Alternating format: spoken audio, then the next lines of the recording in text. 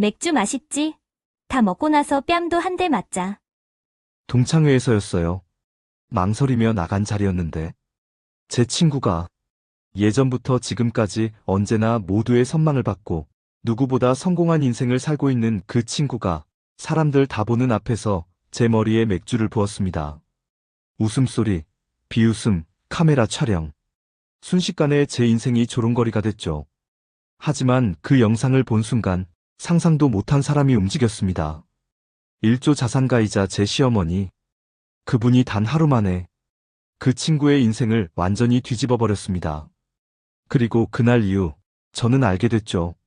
세상에서 가장 무서운 사람은 적이 아니라 가족을 지키기로 결심한 사람이라는 걸요. 안녕하세요. 재미있는 이야기로 여러분과 소통하고 싶어서 담장위 라디오를 운영하고 있는 DJ 임영훈입니다. 매일 재미있는 이야기를 전해드릴 수 있도록 구독과 좋아요로 저에게 힘을 실어주세요. 그리고 여러분과 소통하고 싶습니다. 댓글에 간단한 인사, 이야기에 대한 감상평, 하고 싶은 말, 어떤 것이든 남겨주시면 여러분과 매일 소소한 대화를 나눌 수 있는 좋은 시간이 될 것 같습니다. 감사합니다. 그럼 이야기 시작하겠습니다. 안녕하세요. 저는 이지훈입니다. 올해 31살 작은 출판사에서 기획편집자로 일하고 있어요. 사람들은 저를 조용하고 차분한 성격이라고 말합니다. 그런데 사실 저는 그냥 말을 아껴서 하는 편이에요. 말을 많이 하면 실수하게 되거든요. 그래서 아무래도 혼자 있는 시간을 좋아하죠. 오늘은 정말 가고 싶지 않았던 자리에 와 있습니다. 바로 고등학교 동창회였어요.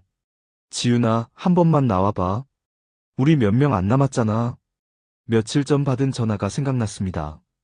반장이었던 미경이의 간곡한 부탁이었어요. 그렇게 해서 억지로 나오게 된 거였죠. 동네 호프 집안은 이미 시끌벅적했습니다. 10여 년 만에 만난 동창들은 각자의 근황을 자랑하기 바빴어요. 명품 핸드백을 테이블에 올려놓은 사람, 최신 아이폰을 계속 만지작거리는 사람, 비싼 시계를 일부러 보이게 팔을 올린 사람까지. 저는 구석자리에 조용히 앉아 맥주잔만 바라봤습니다. 검은색 패딩 점퍼에 청바지 차림이었어요. 화려한 옷차림의 다른 동창들 사이에서 유독 눈에 띄었죠. 어머, 지윤이 진짜 왔네? 미경이가 저를 보자마자 반갑게 인사했습니다. 그런데 그 뒤로 따라오는 시선들이 편하지 않았어요. 야, 쟤 뭐하고 사나? 출판사 다닌다더라. 그것도 작은데. 월급이 얼마나 나올까? 쯧쯧. 목소리는 작았지만 일부러 들리게 하는 수군댐이었습니다. 저는 고개를 더 숙이고 맥주를 한 모금 마셨어요. 지윤아, 요즘 어떻게 지내?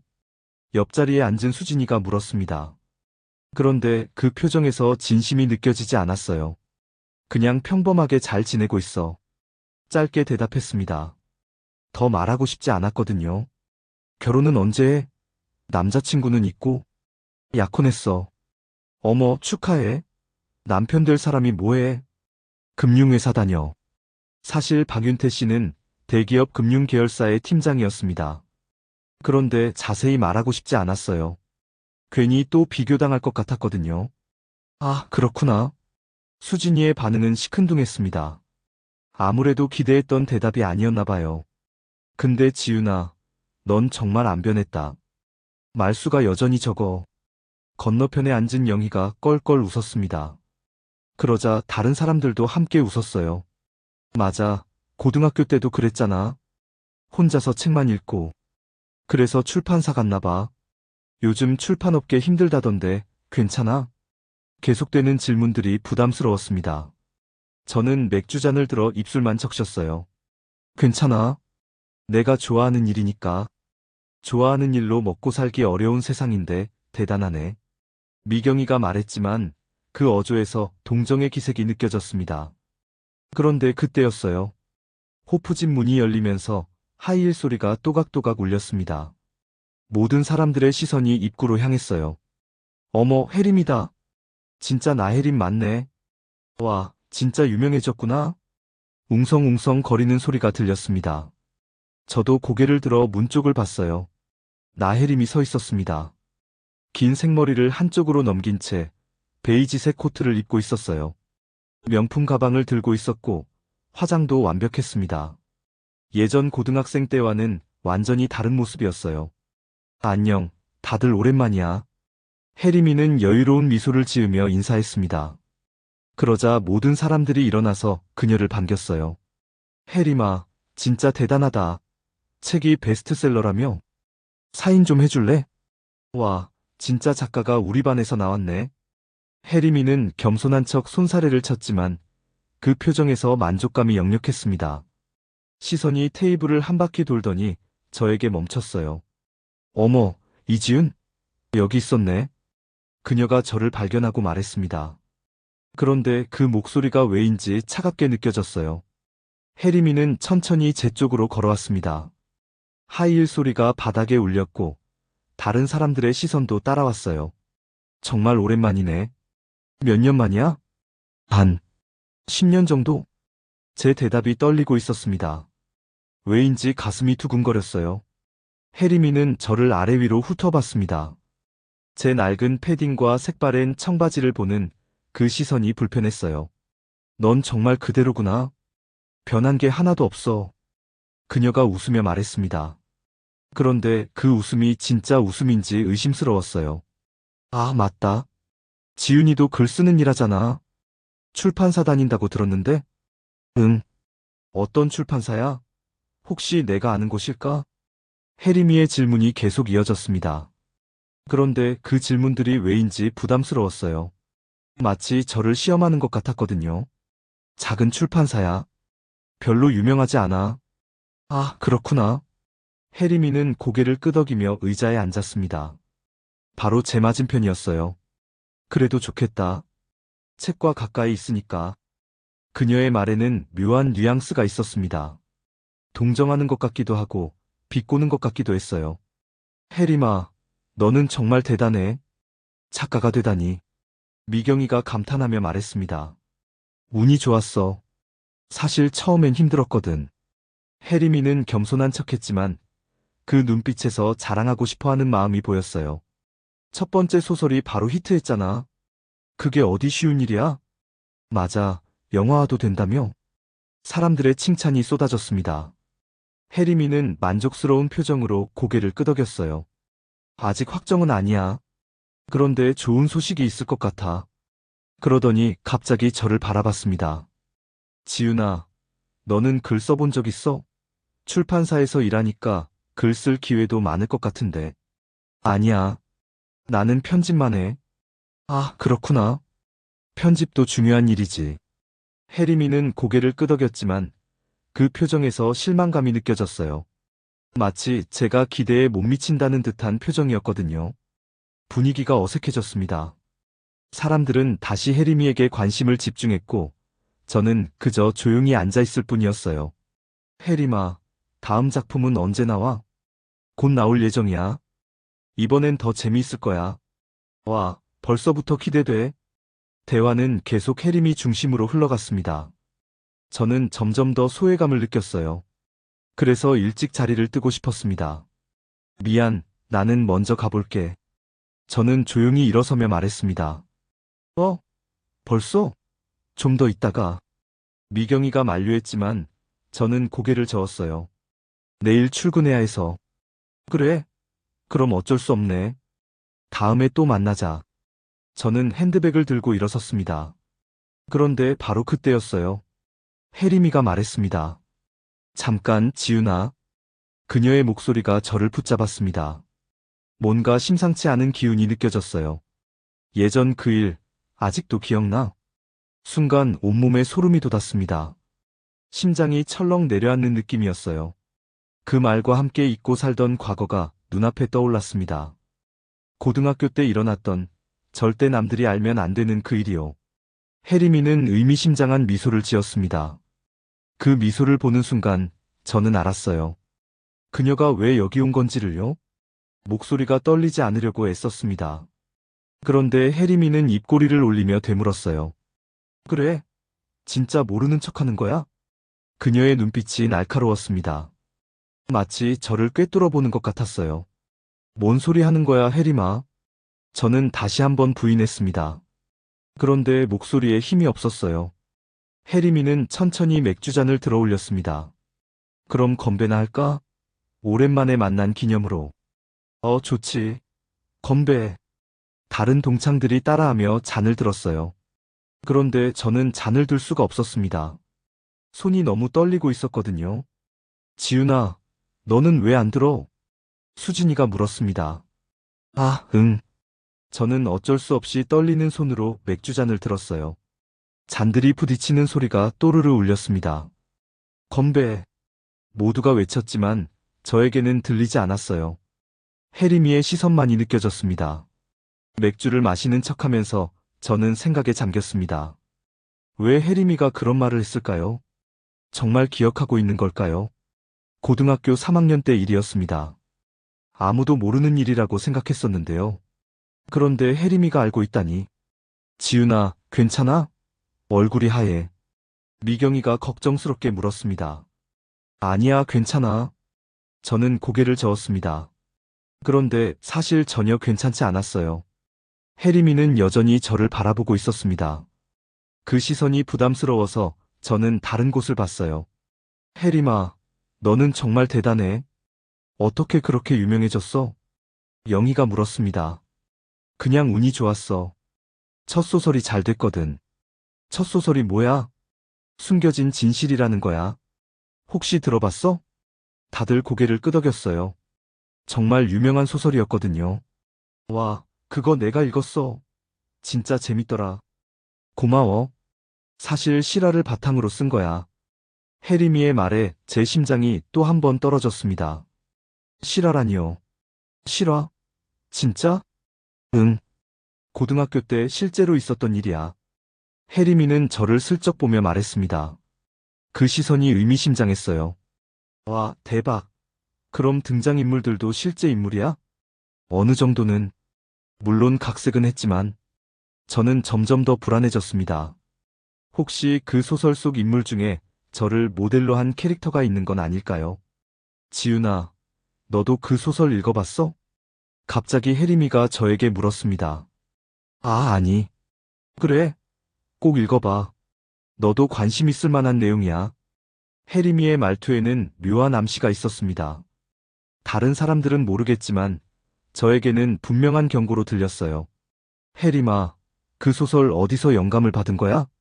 미경이가 궁금해했습니다. 비밀이야.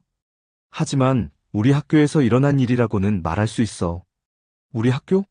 정말? 응. 아마 여기 있는 사람 중에도 그 일을 아는 사람이 있을걸. 혜림이는 다시 저를 바라봤습니다. 이번에는 더 노골적이었어요. 저는 견딜 수 없었습니다. 이 자리에 더 있을 수가 없었어요. 미안, 화장실 좀 다녀올게. 저는 급히 자리에서 일어났습니다. 지윤아. 미경이가 불렀지만 저는 뒤돌아보지 않았어요. 화장실로 향하는 길에 귓가로 들려오는 소리가 있었습니다. 지윤이 왜 저래? 아까부터 이상했어. 혜림이가 뭔가 말하니까 더 그런 것 같은데? 설마 걔 예전에 뭔 일 있었나? 수근거리는 소리들이 따라왔습니다. 저는 더 빨리 걸었어요.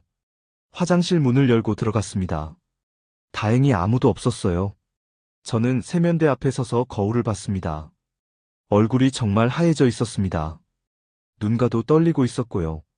진정해, 이지윤. 아무것도 아니야. 스스로에게 말했습니다. 그런데 마음이 진정되지 않았어요. 찬물을 손목에 흘려보냈습니다. 시원한 느낌이 좀 도움이 됐어요. 그런데 그때였습니다. 화장실 문이 열리는 소리가 났어요. 거울을 통해 뒤를 봤습니다. 나혜림이 들어오고 있었어요. 심장이 쿵 떨어졌습니다. 이럴 줄 알았어요. 지윤아. 혜림이가 저를 불렀습니다. 목소리가 차갑게 들렸어요. 왜 따라왔어? 제 목소리가 떨렸습니다. 우리 할 얘기가 있잖아. 혜림이는 문을 닫고 저에게 다가왔어요. 하이힐 소리가 타일 바닥에 울렸습니다. 할 얘기 없어. 저는 뒤돌아서 혜림이를 마주봤어요. 그런데 다리에 힘이 없었습니다. 정말? 없어? 혜림이는 비웃듯 웃었습니다. 그럼 내가 밖에서 다들한테 얘기해도 되는 거네? 뭘 얘기한다는 거야? 모르는 척하지 마. 너도 알잖아. 혜림이의 눈빛이 섬뜩했습니다. 3학년 때 그 일 말이야. 선생님 연구실에서 일어난 일. 그 말을 듣는 순간 저는 온몸에 힘이 빠졌습니다. 정말 알고 있었어요. 그건 뭐, 그것도 모른다고 할 거야? 혜림이는 한 걸음 더 가까이 왔습니다. 지윤아, 진짜 예전처럼 네가 피해자인 척하지 마. 그녀의 말에 저는 놀랐습니다. 피해자인 척이라니요. 너도 알잖아. 그 일의 진짜 주인공이 누구였는지. 그건 아니야. 저는 고개를 저었습니다. 그런데 목소리에 확신이 없었어요. 아니긴 뭐가 아니야. 네가 한 일인데. 혜림이의 말이 칼같이 날아왔습니다. 나는 그런 일 안 했어. 그래? 그럼 내가 거짓말하는 거네? 혜림이는 팔짱을 끼고 저를 내려다봤어요. 키가 저보다 조금 컸거든요. 혜림아, 제발. 저는 간청하듯 말했습니다. 제발 뭐, 아무한테도 말하지 마. 왜? 부끄러워. 혜림이의 목소리에 조롱이 섞여 있었습니다. 그런 게 아니라, 지금 상황이 어떤데? 약혼도 했고, 회사도. 제 말이 끝나기 전에 혜림이가 웃었어요. 차가운 웃음이었습니다. 아, 그렇구나. 지금 잘 살고 있으니까 과거는 덮고 싶은 거네. 그런 게 아니야. 그럼 뭐야? 정의감에서? 혜림이는 비아냥거렸습니다. 넌 항상 그랬잖아. 뭔 일이 생기면 자기만 생각하고. 그건 아니야. 아니긴. 그때도 그랬잖아. 그때라는 말에 저는 더욱 위축됐습니다. 정말로 그 일을 다 알고 있는 거였어요. 혜림아, 그때 일은 뭐? 설명해봐. 혜림이가 저를 재촉했습니다. 그런데 저는 말할 수가 없었어요. 어떻게 설명해야 할까요? 그 복잡했던 상황을요. 말 못하겠지? 왜냐하면 네가 잘못했으니까. 혜림이의 말에 저는 고개를 푹 숙였습니다. 그런데 말이야, 지윤아. 혜림이가 다시 말했어요. 이번에는 목소리가 더 낮아졌습니다. 난 네가 지금까지 어떻게 살아왔는지 궁금해. 뭐? 양심의 가책 같은 거 없어? 밤에 잠 잘 와. 혜림이의 질문이 가슴을 찔렀습니다. 사실 그랬어요. 가끔 밤에 그 일이 생각나서 잠 못 이룰 때가 있었거든요. 보니까 약혼자도 있고 직장도 있고 평범하게 잘 살고 있네. 혜림아. 근데 그 사람들이 네 과거를 알면 어떨까? 그 말에 저는 소름이 돋았습니다. 특히 약혼자는? 금융업계 사람이라고 했지? 그런 사람들 도덕성 중요하게 생각하는데. 혜림이는 제 약점을 정확히 찌르고 있었어요. 제발. 그러지 마. 그러지 말라고? 그럼 어쩌라고? 혜림이가 되물었습니다. 내가 원하는 걸 해줘. 뭘 원해? 나중에 얘기할게. 지금은 시간이 없으니까. 혜림이는 시계를 봤어요. 오늘은 여기까지. 대신 내 연락처 저장해.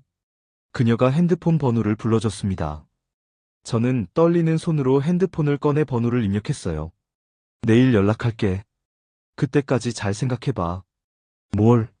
뭘 생각해? 네가 어떻게 할지를. 혜림이는 마지막으로 거울에서 머리를 한번 만져보고는 화장실을 나갔어요. 저는 혼자 남겨졌습니다. 세면대를 붙잡고 서 있을 수밖에 없었어요. 거울 속 제 모습이 초라해 보였습니다. 창백한 얼굴, 떨리는 눈, 굽은 어깨. 지금까지의 평범한 일상이 흔들리고 있었어요. 혜림이가 진짜로 그 일을 폭로한다면 모든 게 무너질 수 있었습니다. 윤태 씨는 어떻게 생각할까요? 도덕성을 중요하게 여기는 그가 제 과거를 안다면 결혼을 취소할 수도 있어요. 회사에서도 문제가 될 거였습니다. 출판업계는 생각보다 좁은 세계거든요. 무엇보다 부모님이 알게 된다면 생각만 해도 끔찍했어요. 저는 찬물로 얼굴을 씻었습니다. 정신을 차려야 했어요. 화장실에서 나와 테이블로 돌아갔습니다. 혜림이는 이미 와 있었고 다른 사람들과 즐겁게 대화하고 있었어요. 지윤아, 어디 갔었어? 오래 있었네. 미경이가 물었습니다. 화장 좀 고쳤어. 저는 자리에 앉으며 대답했어요.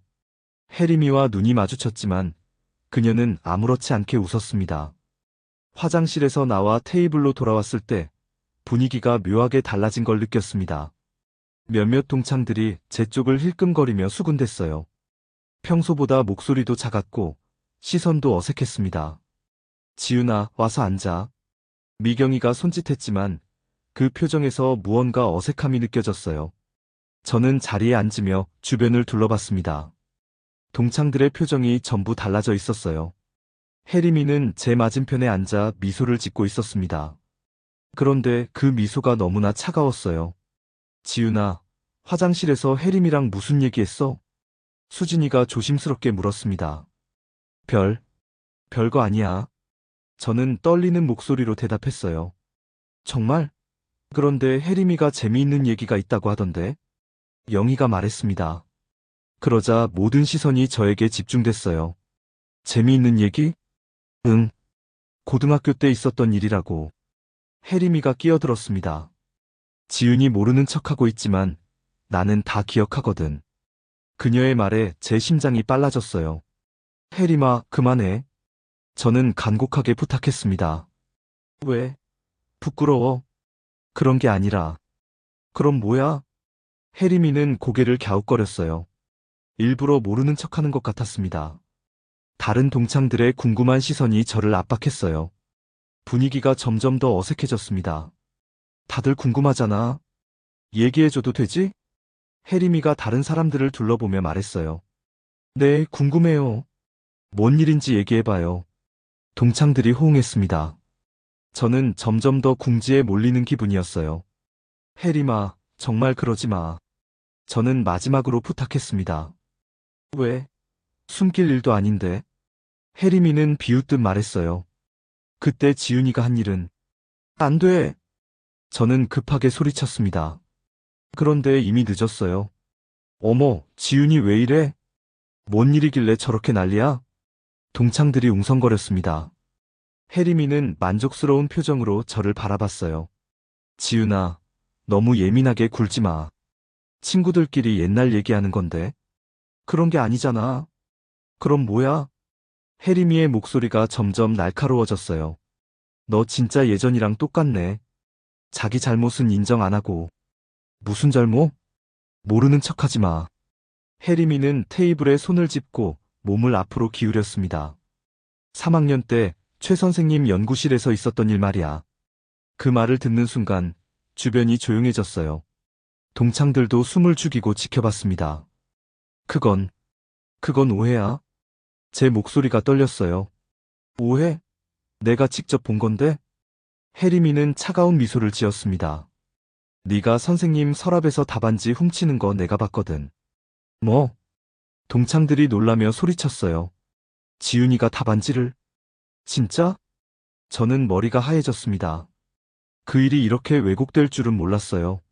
아니야, 그게 아니야. 그럼 뭐야? 설명해봐. 혜림이가 팔짱을 끼고 저를 노려봤어요. 나는 말이 나오지 않았습니다. 어떻게 설명해야 할지 몰랐거든요. 그때 상황은 복잡했어요. 단순히 답안지를 훔친 게 아니었는데 지금 이 자리에서 진실을 말하기는 어려웠습니다. 말 못하잖아. 혜림이는 승리한 표정으로 말했어요. 지윤이가 정말 그런 일을? 미경이가 믿을 수 없다는 표정으로 물었습니다. 내가 거짓말할 이유가 있어? 혜림이는 당당하게 대답했어요. 그래서 걔가 전교 1등 했던 거구나. 수진이가 중얼거렸습니다. 맞아. 그때 갑자기 성적이 오른 게 이상했어. 영희도 거들었어요. 저는 아무 말도 할 수 없었습니다. 진실은 전혀 다른 건데 이미 상황이 걷잡을 수 없이 흘러가고 있었어요. 그것도 모자라서 다른 애한테 누명 씌웠잖아. 혜림이가 또 폭탄 발언을 했습니다. 누명? 응. 그때 김민수가 답안지 훔쳤다고 했잖아. 결국 걔가 정학당했고. 동창들의 표정이 더욱 굳어졌어요. 그건 내가 한 게 아니야. 저는 억울하게 항변했습니다. 그래? 그럼 누가 했는데? 혜림이는 비아냥거렸어요. 사실 답안지 일은 정말 복잡한 사건이었습니다. 제가 선생님 연구실에 간 건 맞지만 답안지를 훔치려던 게 아니었어요. 그때 저는 혜림이를 도우려고 갔던 거였습니다. 혜림이가 선생님께 혼나서 울고 있어서 위로하려고 연구실에 찾아갔던 거예요.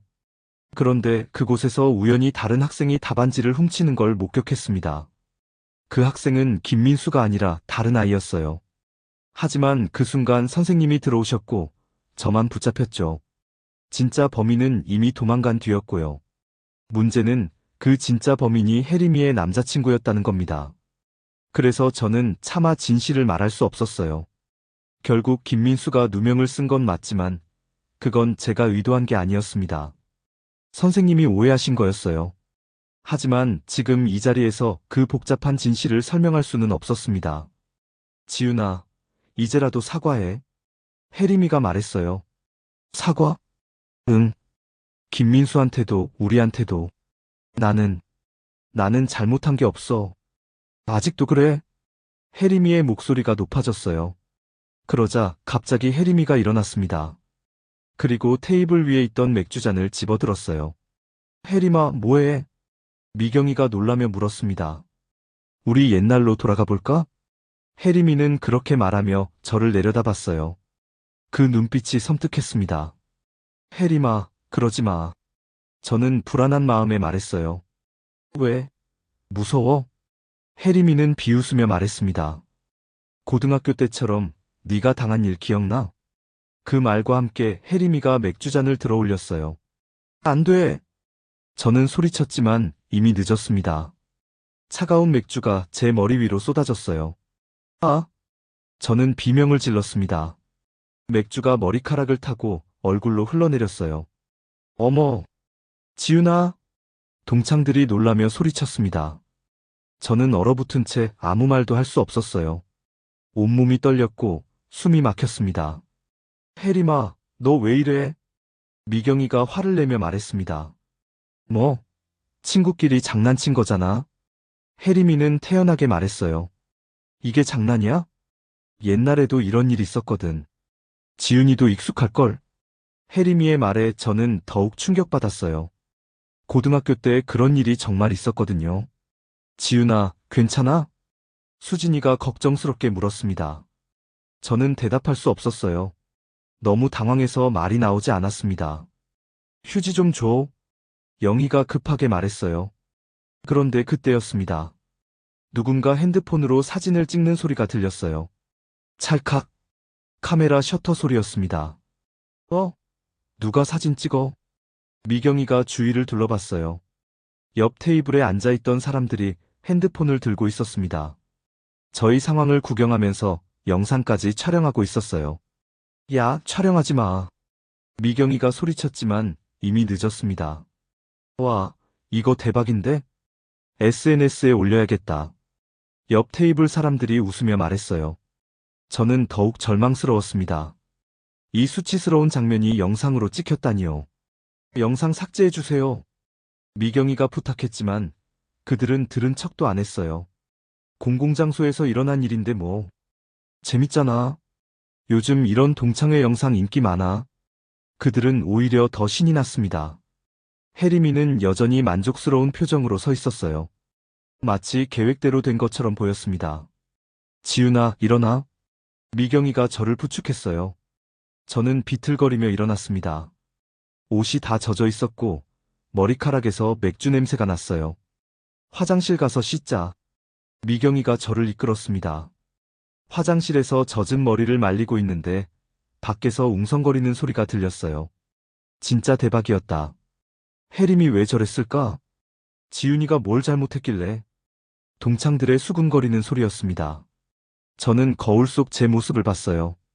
창백한 얼굴, 젖은 머리카락, 떨리는 입술, 초라하고 비참한 모습이었습니다. 그때 핸드폰이 진동했어요. 메시지가 온 거였습니다. 지윤아, 영상 봤어? 너 괜찮아? 대학 동기였어요. 심장이 떨어졌어요.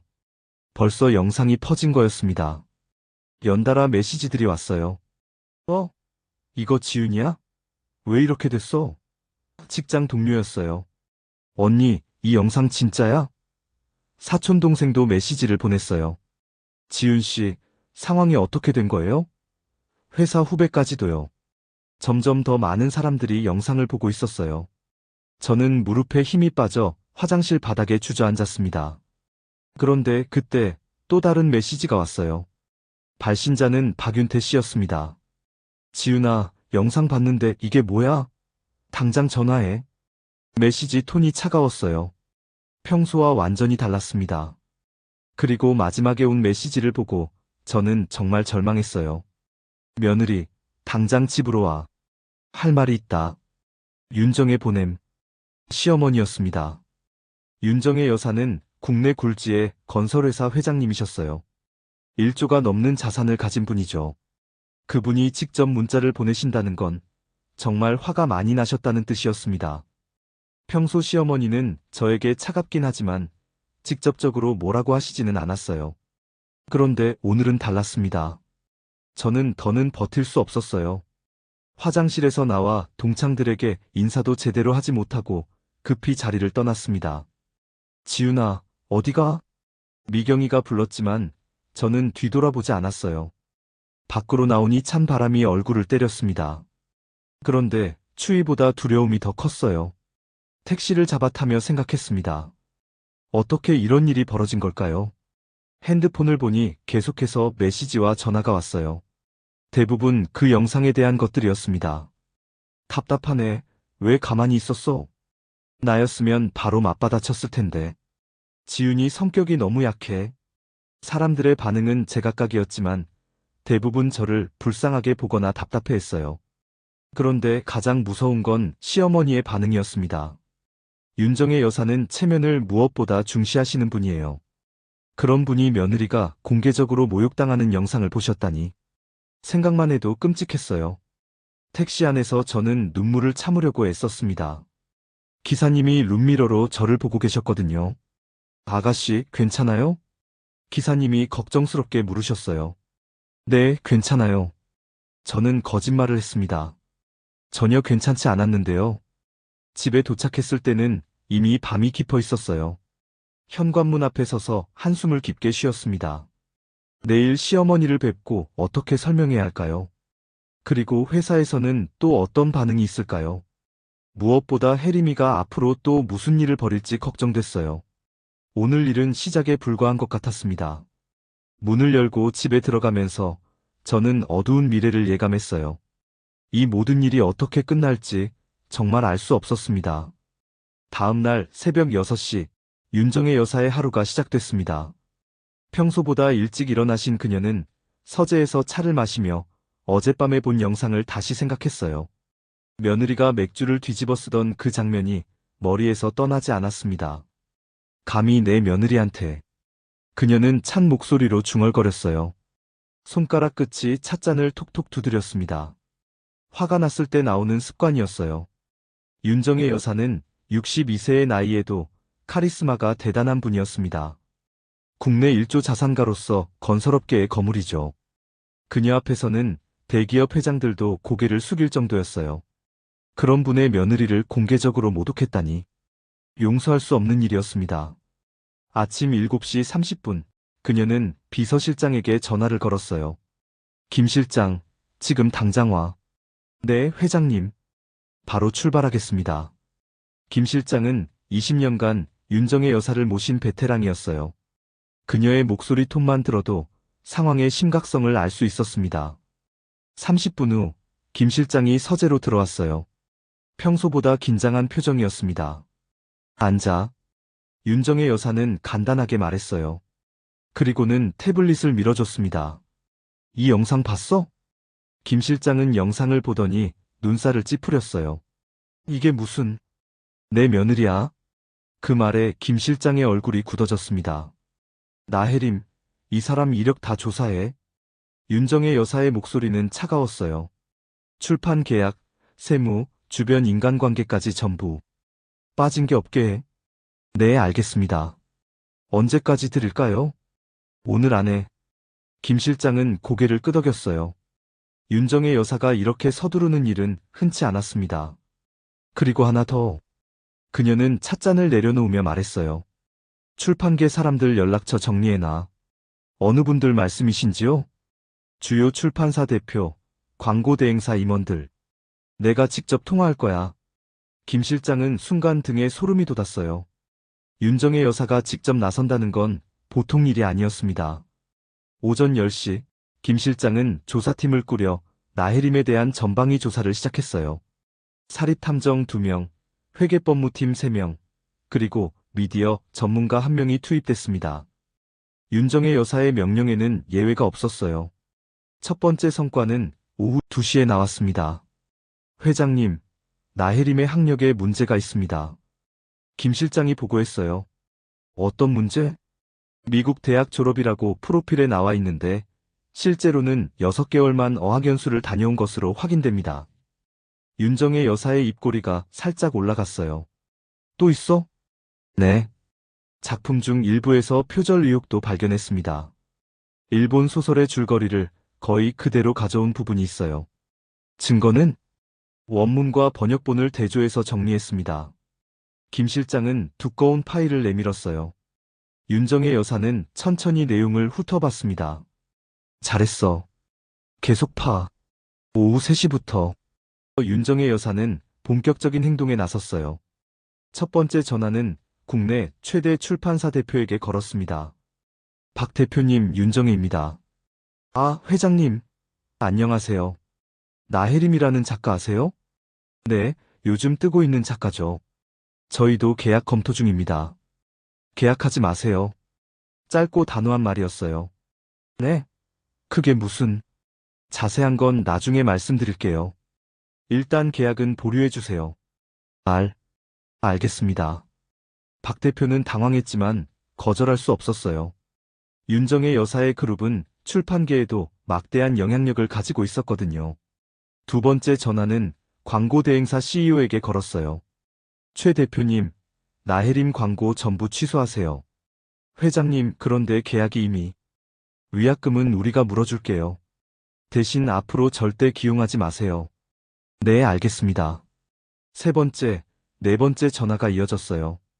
방송국 PD, 잡지사 편집장, 인플루언서, 에이전시 대표까지.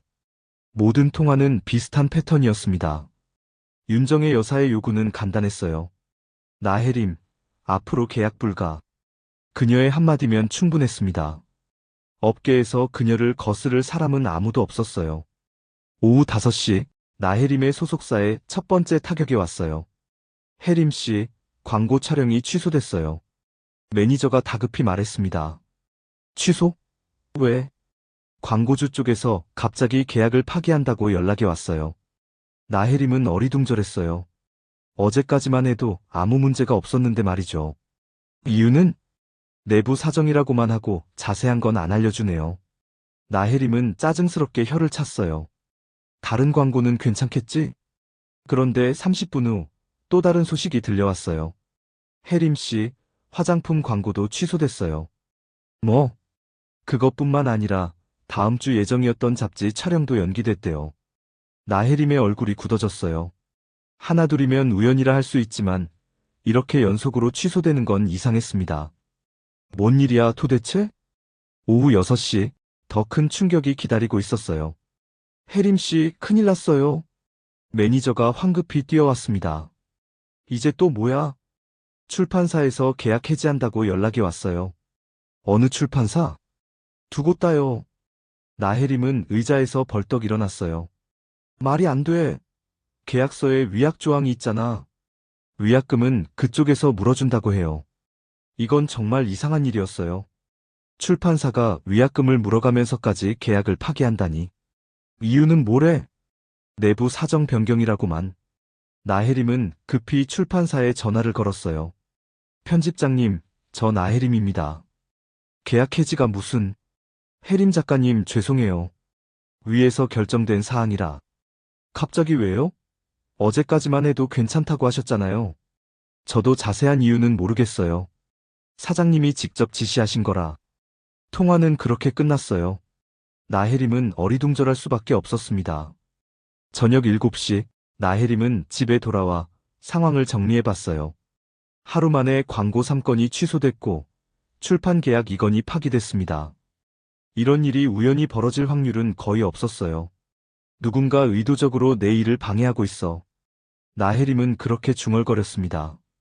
그런데 누가, 왜 이런 일을 벌이는 걸까요? 나혜림은 생각이 났어요. 어젯밤 동창회에서 있었던 일 말이에요. 혹시 그와 관련이 있는 걸까요? 설마, 이지윤이?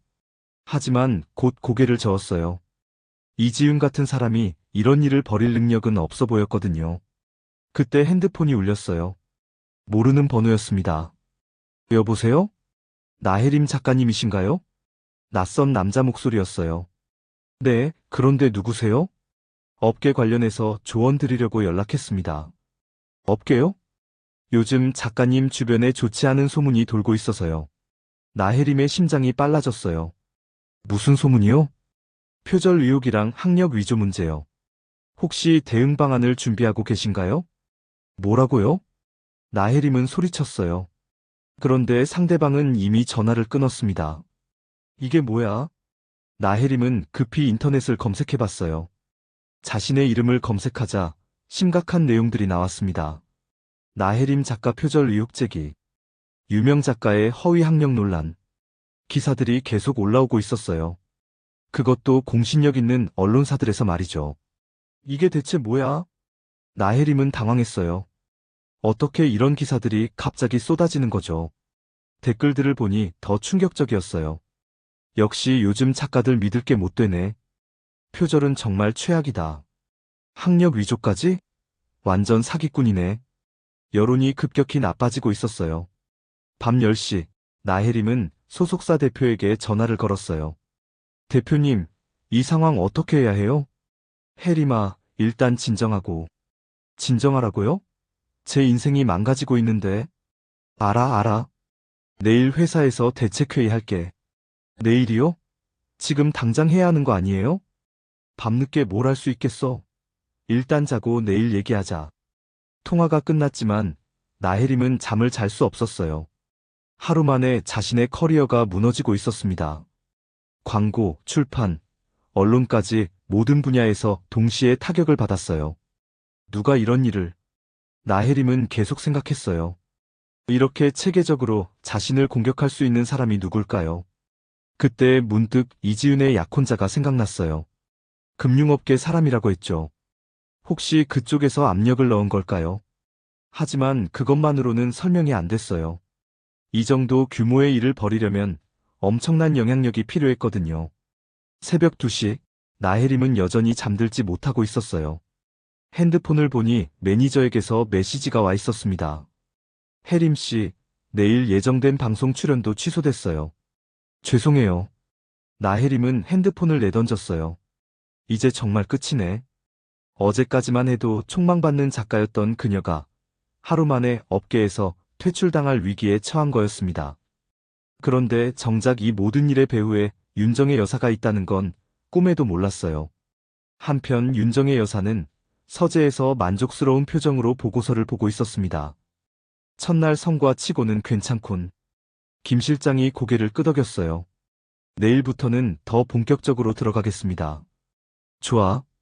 그런데 며느리한테는 아직 말하지 마. 네, 알겠습니다. 윤정의 여사는 찻잔을 들며 창밖을 바라봤어요. 자신의 며느리를 모독한 대가가 어떤 건지 나혜림은 이제야 깨닫기 시작할 거였습니다. 그 이후로 며칠이 지났습니다. 저는 집에만 틀어박혀 있었어요. 회사에는 몸이 아프다고 거짓말을 했습니다. 사실 마음이 아팠거든요. 몸보다 훨씬 심하게요. 핸드폰은 꺼놓았습니다. 계속 울리는 전화와 메시지를 받을 수가 없었어요. 대부분 그 영상에 대한 것들이었거든요. 박윤태 씨와도 아직 제대로 이야기를 나누지 못했습니다. 어떻게 설명해야 할지 모르겠어서요. 시어머니께서는 다행히 아직 연락을 안 주셨어요. 그런데 그게 오히려 더 무서웠습니다. 소파에 앉아 멍하니 천장을 바라봤어요. 이대로 계속 숨어 있을 수는 없었습니다. 하지만 어떻게 해야 할지 모르겠었어요.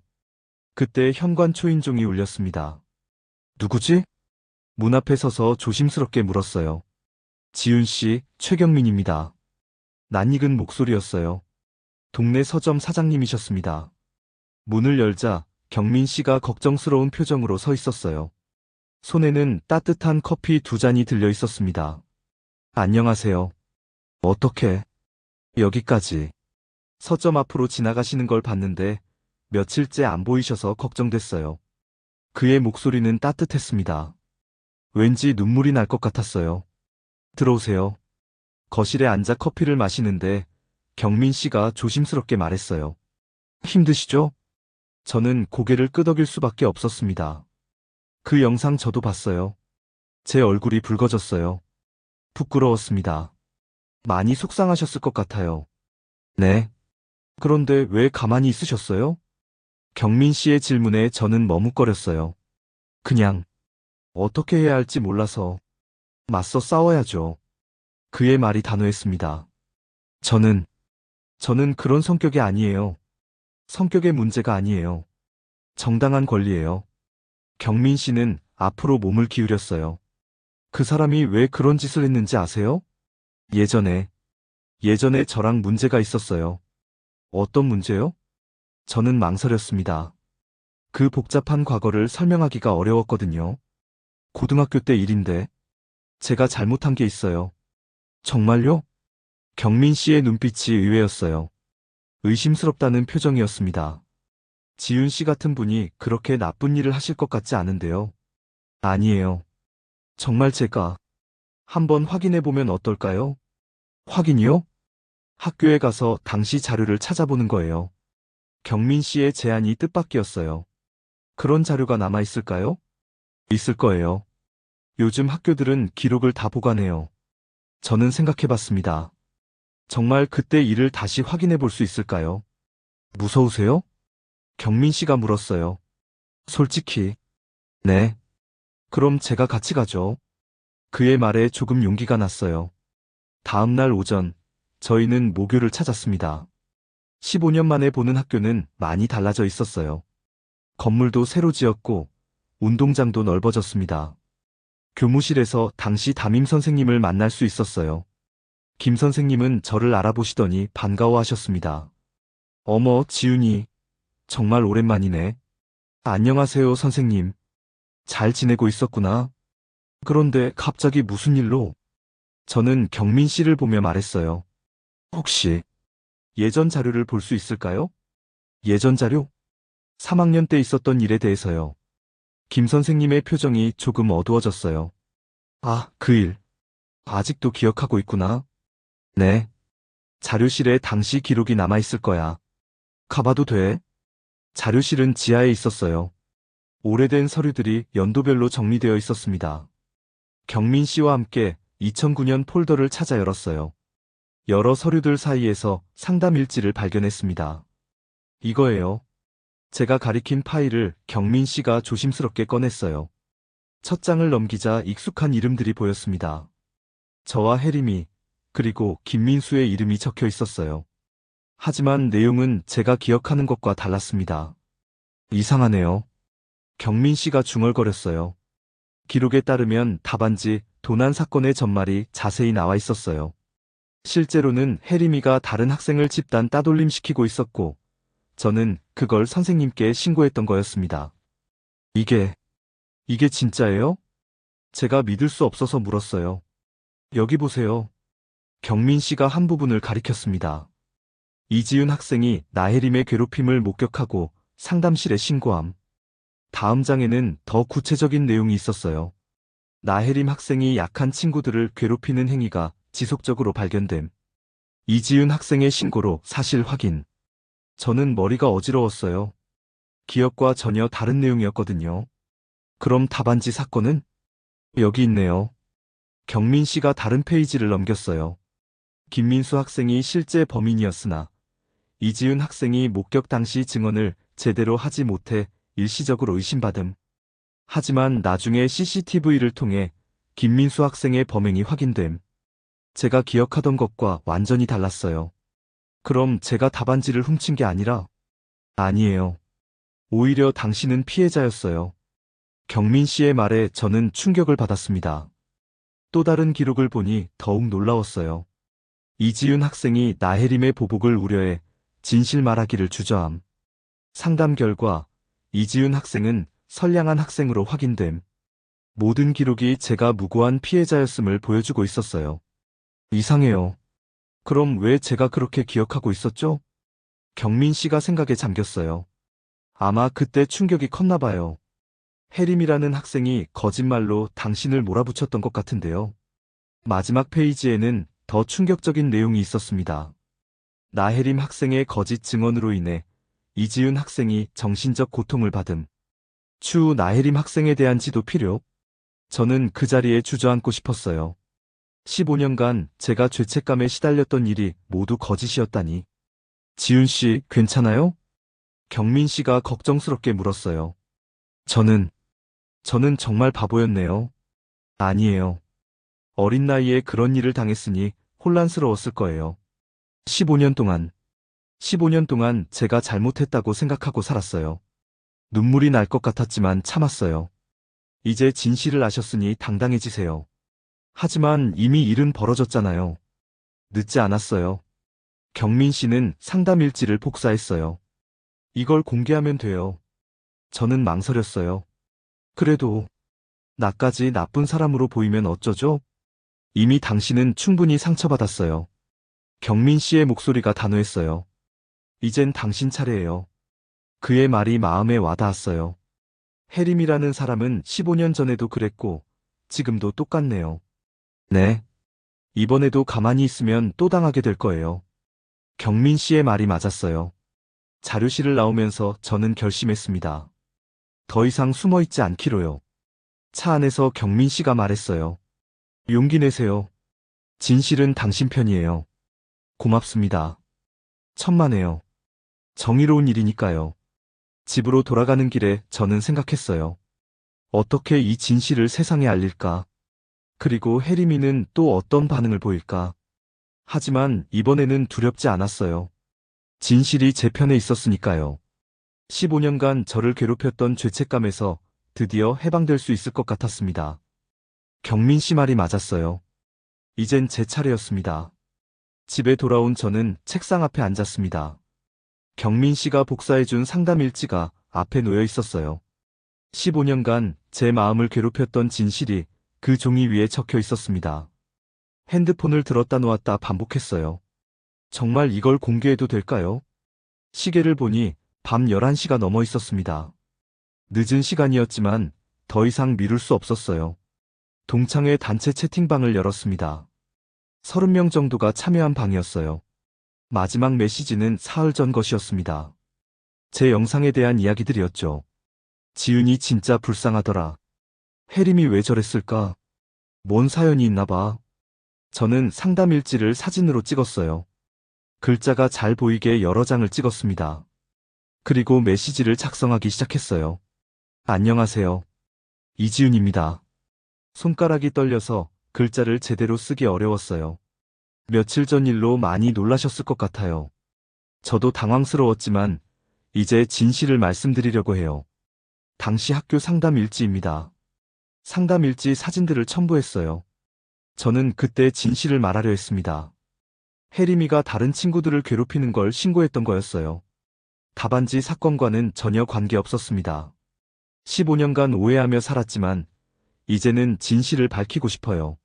메시지를 다 쓰고 나서 한참 망설였어요. 정말 보내도 될까요? 하지만 경민 씨의 말이 떠올랐습니다. 이젠 당신 차례예요. 저는 전송 버튼을 눌렀습니다. 메시지가 올라가자마자 반응이 오기 시작했어요. 지윤이? 이게 뭐야? 상담 일지? 채팅방이 순식간에 활발해졌습니다. 잠깐, 이거 진짜야? 학교 기록이네. 와, 완전 반전인데? 메시지들이 계속 올라왔어요. 그럼 지윤이가 피해자였구나. 혜림이가 거짓말한 거야? 이거 대박이다. 몇 분 후 미경이가 전화를 걸어왔어요. 지윤아, 이거 진짜야? 응, 오늘 학교 가서 확인했어. 세상에, 우리가 완전 오해했구나. 미경이의 목소리에 미안함이 섞여 있었어요. 괜찮아. 나도 헷갈렸던 일이니까. 그럼 혜림이가 왜 그런 거짓말을? 잘 모르겠어. 통화를 끊고 나니 채팅방에 더 많은 메시지가 올라와 있었어요. 지윤이 미안해. 오해했어. 혜림이 너무하네. 15년간 혼자 힘들었겠다. 동창들의 반응이 생각보다 따뜻했어요. 그동안의 오해가 풀리는 기분이었습니다. 하지만 혜림이의 반응은 없었어요. 메시지를 읽었다는 표시도 안 떠 있었습니다. 다음 날 아침, 저는 좀 더 가벼운 마음으로 일어났어요. 오랜만에 회사에 출근하기로 했습니다. 더 이상 숨어 있을 필요가 없다고 생각했거든요. 그런데 지하철에서 이상한 일이 벌어졌어요. 사람들이 저를 보고 수군대는 게 느껴졌어요. 혹시 그 영상 때문인가 싶었습니다. 회사에 도착해서 컴퓨터를 켜자마자 동료가 다가왔어요. 지훈 씨, 이거 봤어요? 동료가 핸드폰 화면을 보여줬어요. SNS 화면이었습니다. 제 심장이 떨어졌어요. 혜림이의 인스타그램이었거든요. 어떤 사람들은 자신의 잘못을 덮기 위해 과거를 왜곡합니다. 15년 전 일을 지금 와서 바꾸려는 시도를 보고 있자니 안타깝네요. 진실은 변하지 않습니다. 혜림이가 저를 겨냥한 글이었어요. 직접적으로 이름을 거론하지는 않았지만 누가 봐도 저에 대한 얘기였습니다. 댓글들을 보니 더 충격적이었어요. 역시 혜림 작가님이 맞네요. 과거를 조작하려는 사람들이 더 무섭죠. 증거라고 내민 게 가짜일 수도 있어요. 여론이 다시 혜림이 쪽으로 기울고 있었어요. 이거 언제 올라온 거예요? 동료에게 물었어요. 새벽 5시요. 벌써 공유가 몇천 개나 됐어요. 제 얼굴이 하얘졌을 거예요. 점심시간에 더 충격적인 소식이 들려왔어요. 지훈 씨, 혜림 작가가 방송 인터뷰했대요. 방송 인터뷰요? 네, 아침 뉴스에서요. 동료가 영상을 찾아서 보여줬어요. 화면 속 혜림이는 침착한 표정으로 앉아 있었어요. 평소보다 화장을 연하게 하고 수수한 옷을 입었습니다. 최근 과거 사건에 대한 논란이 있는데요. 아나운서가 질문했어요. 네, 안타까운 일입니다. 혜림이의 목소리는 차분했어요. 어떤 분들은 자신이 당했다고 생각하는 일에 대해 복수하려 하시는 것 같아요. 복수라고 보시는 건가요? 과거를 왜곡해서라도 자신을 피해자로 만들려는 시도죠. 혜림이는 카메라를 똑바로 보며 말했어요. 하지만 진실은 하나예요. 15년 전에도 지금도 변하지 않습니다. 그럼 상담 일지에 대해서는 어떻게 생각하시나요? 학교 기록이라는 게 얼마나 정확할까요? 당시 상황을 제대로 파악했을지 의문이에요. 혜림이의 말이 계속 이어졌어요. 무엇보다 과거를 왜곡하려는 사람이 더 무서운 것 같아요. 그 말을 듣는 순간 저는 무너질 것 같았어요. 인터뷰가 끝나고 나서 댓글들을 봤어요. 역시 혜림 작가가 피해자구나. 상담 일지도 조작할 수 있잖아. 지훈이라는 사람이 너무 뻔뻔해. 여론이 완전히 뒤바뀌고 있었어요. 오후에는 더 큰 일이 벌어졌어요. 여러 언론사에서 이 사건을 다루기 시작한 거예요. 유명 작가 vs 일반인, 과거 사건 진실 공방, 15년 전 학교 폭력 의혹, 반전에 또 반전. 기사 제목들만 봐도 복잡한 상황이었어요. 대부분의 기사는 혜림이에게 유리하게 쓰여 있었어요. 그녀가 이미 유명한 작가였기 때문이죠. 저는 그저 일반인 어씨로 언급될 뿐이었어요. 퇴근길에 경민 씨의 서점에 들렀어요. 어떻게 됐어요? 그가 걱정스럽게 물었어요. 망쳤어요. 저는 하루 종일 일어난 일들을 얘기했어요. 혜림이가 너무 빨리 대응한 것 같아요. 경민 씨는 고개를 끄덕였어요. 예상했던 일이에요. 예상했다고요? 그 사람이 15년 전에도 그랬잖아요. 거짓말로 상황을 뒤집는 게 특기인 것 같은데요. 그럼 어떻게 해야 해요? 포기하면 안 돼요. 경민 씨의 목소리가 단호했어요. 우린 진실을 갖고 있어요. 하지만 사람들은 혜림이를 믿는 것 같은데요. 처음에는 그럴 수 있어요. 하지만 진실은 결국 드러나게 돼 있어요. 그가 제 어깨를 두드렸어요. 두려워하지 마세요. 정의는 이기게 돼 있어요. 집에 돌아와서 저는 다시 생각해봤어요. 정말 포기해야 하는 걸까요? 혜림이의 반격이 너무 빨랐어요. 그녀는 이미 유명한 작가로서 언론과의 관계도 좋았고 여론을 조작하는데 능숙했습니다. 반면 저는 그저 평범한 직장인이었어요. 언론 대응 경험도 없고 제 편에 서줄 사람도 많지 않았습니다. 하지만 경민 씨 말이 맞았어요. 진실은 제 편에 있었습니다. 그날 밤 동창회 채팅방에 또 다른 메시지들이 올라왔어요. 지훈아, 방송 봤는데 괜찮아? 혜림이 말도 일리 있는 것 같아. 진짜 누가 맞는 건지 모르겠네. 동창들도 혼란스러워하고 있었어요. 저는 더 이상 어떻게 해야 할지 몰랐어요. 하지만 한 가지는 확실했어요. 이대로 포기할 수는 없다는 것이었습니다. 15년간 저를 괴롭혔던 거짓말을 이번에는 반드시 밝혀내야 했어요. 혜림이가 아무리 유명하고 영향력이 있어도 진실 앞에서는 무력할 거라고 믿었습니다. 새벽까지 잠들지 못하면서 저는 계속 생각했어요. 어떻게 하면 더 많은 사람들에게 진실을 알릴 수 있을까? 혜림이의 거짓말을 폭로할 수 있는 방법은 없을까? 그때 문득 떠오른 게 있었어요. 15년 전 그 사건과 관련된 다른 증인들이 있었을 거라는 생각이었습니다. 분명 저 혼자만 진실을 알고 있는 건 아닐 거예요. 내일부터는 더 적극적으로 움직여야겠다고 생각했어요. 혜림이가 반격을 준비했다면 저도 맞서 싸울 준비를 해야 했습니다. 진실은 반드시 승리한다고 믿으면서요. 밤이 깊어갔지만 저는 더 이상 두렵지 않았어요. 오히려 분노가 치밀어 올랐습니다. 15년 전에도 지금도 저를 거짓말로 괴롭히는 혜림이에게 제대로 된 응답을 해줄 때가 온 것 같았어요. 이번만큼은 절대 지지 않을 거라고 다짐했습니다. 며칠이 지나자 상황이 조금씩 변하기 시작했습니다. 처음에는 혜림이의 인터뷰가 큰 반향을 일으켰어요. 하지만 시간이 지나면서 의문을 제기하는 목소리들이 나타났습니다. 상담 일지가 정말 가짜일까? 학교 기록을 조작하기가 쉬운 일인가? 왜 갑자기 15년 전 일이 문제가 된 거지? 사람들이 좀 더 냉정하게 상황을 바라보기 시작한 거였어요. 그 중에서도 중요한 변화는 언론의 관심이었습니다. 몇몇 기자들이 이 사건에 흥미를 보이기 시작했어요. 단순한 개인적 갈등이 아니라 사회적 이슈가 될 수 있다고 본 거였죠. 목요일 오전 회사에서 일하고 있는데 모르는 번호로 전화가 왔어요. 안녕하세요, KBC 탐사보도팀 김 기자입니다. 네? 갑작스러운 연락에 당황했어요. 혹시 시간 되시면 인터뷰 가능할까요? 인터뷰요? 네. 최근 SNS에서 화제가 된 사건 관련해서요. 저는 망설였어요. 언론 인터뷰는 처음이었거든요. 어떤 내용인가요? 학교 폭력과 진실 왜곡에 대한 심층 취재입니다. 기자의 말에 조금 용기가 났어요. 알겠습니다. 오후에 기자와 만났어요.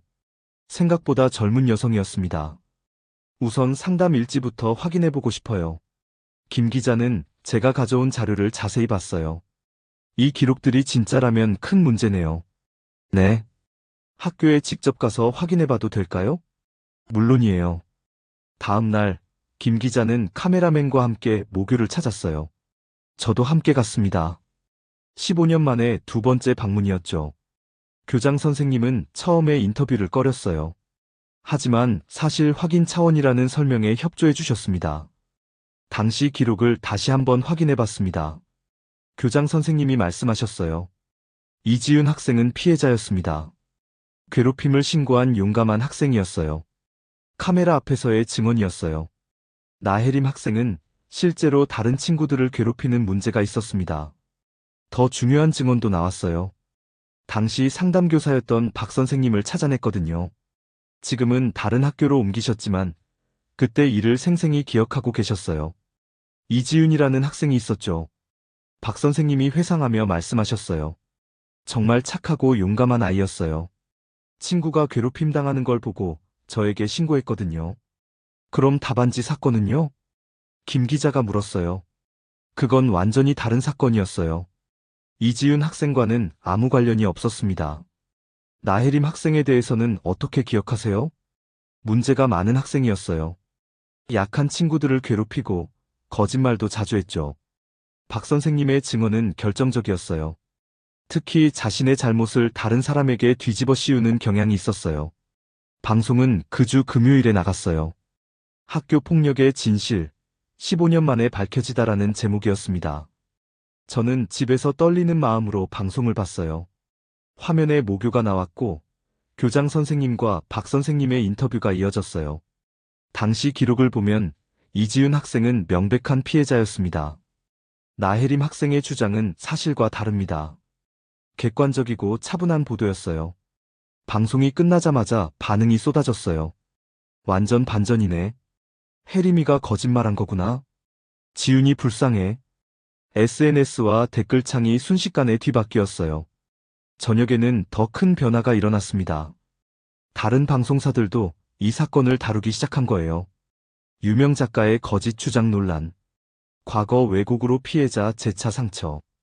기사 제목들이 완전히 바뀌어 있었어요. 혜림이에게 불리한 내용들이 쏟아지기 시작했습니다. 월요일 아침 회사에 출근하니 분위기가 달랐어요. 지훈 씨, 방송 봤어요? 정말 대단하더라. 진실이 밝혀져서 다행이에요. 동료들의 반응이 따뜻했어요. 점심시간에 경민 씨에게서 연락이 왔어요. 축하해요. 정의가 승리했네요. 고맙습니다. 경민 씨 도움이 없었다면 불가능했을 거예요. 당연한 일 도운 거죠. 그의 목소리가 밝았어요. 이제 혜림이라는 사람도 정신 차리겠죠. 하지만 혜림이는 쉽게 물러서지 않았어요. 그날 저녁, 그녀가 긴급 기자회견을 열었습니다. 오해가 있었던 것 같습니다. 혜림이는 카메라 앞에서 말했어요. 15년 전 일은 기억이 명확하지 않았을 수 있습니다. 하지만 제 의도는 순수했습니다.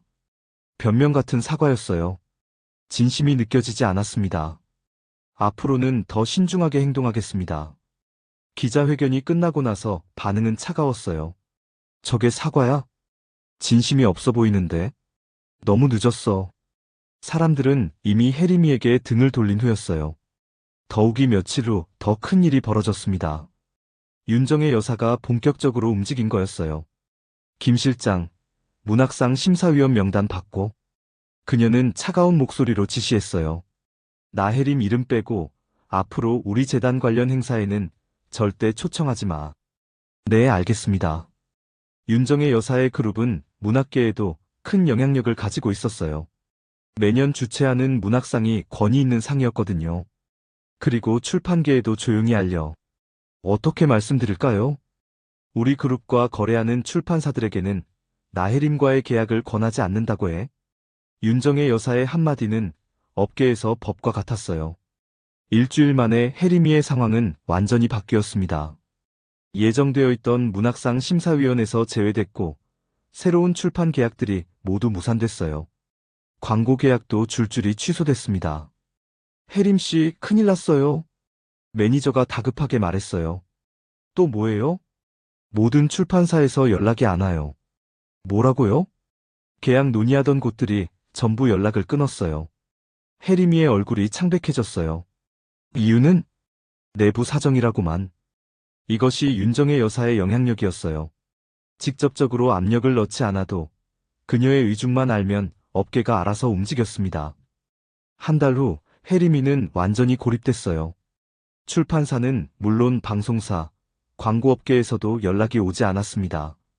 SNS 팔로워도 절반 이상 빠졌어요. 작가 생활이 끝났구나. 혜림이는 빈 사무실에 앉아 중얼거렸어요. 한때 베스트셀러 작가였던 그녀가 하루아침에 문단에서 사라진 거였습니다.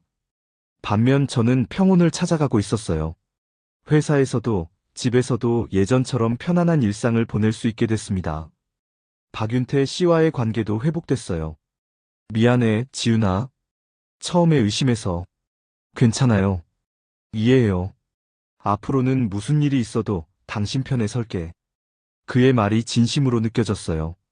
시어머니와의 관계도 조금 나아졌습니다. 며느리 잘 참았다.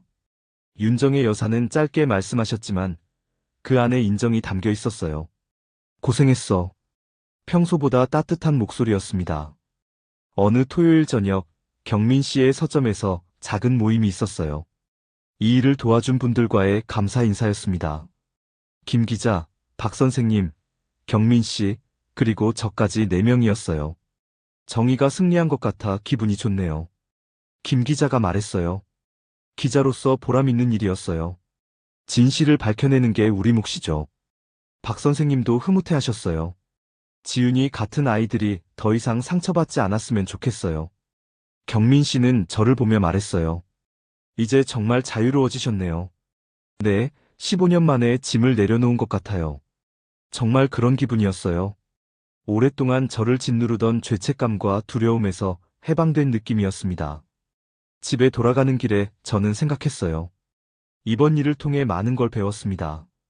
진실은 시간이 걸려도 결국 드러난다는 것, 용기를 내면 도와주는 사람들이 나타난다는 것, 그리고 혼자가 아니라는 것을요. 가장 중요한 건 포기하지 않았다는 거였어요. 만약 계속 숨어 있었다면 혜림이의 거짓말은 진실이 되었을지도 모릅니다.